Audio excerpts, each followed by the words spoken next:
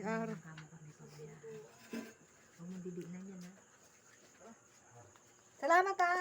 Wala naman akong magagawa, JR, kundi tanggapin. Pumunta ka na sa ibang Kasama mo na si papa mo. kasama mo na si papa mo, doon kita ipapalibing sa libing ng papa mo.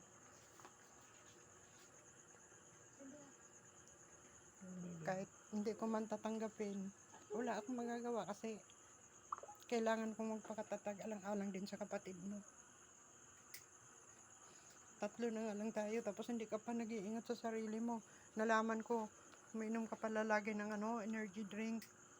Eh, masama naman pala yun. Kaya ka nagsusuka ng dugo. Eh, dapat nung isang araw ka pa pumunta dito eh. Kasi talagang dadalhin naman kita sa sa hospital.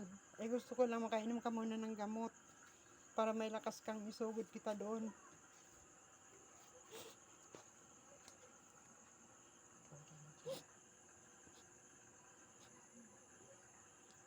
Yun ang anak ko.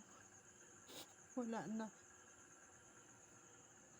Hindi man ano kaya mga kagamitan niya kasi meron daw siyang doon motor. Sabi ko kay Emily, paano mo yun, yung kapatid ko. Nakausap na yung amo niya? Yung isang boss na nagpapasahod, hindi pa. Pero tumawag kanina yung... sabi niya? Sabi ko, sabihin mo na... Sabi niya, makakarating. Pamangkin nyo ng hipag ko. Tanggapin mo na, Jo, para tuloy-tuloy ng panalangin mo na lang. Wala dito may nagdadasal? Wala kang kilala? Wala, punta mo lang ako dito, magdasal tayo. Si Manay yung sa'yo. Wala na.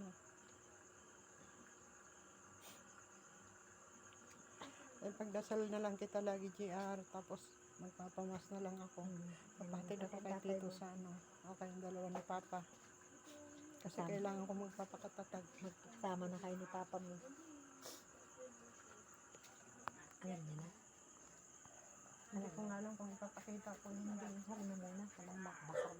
Ingatan ko magano na, basag maselan kayo sa akin. Nakita na ito.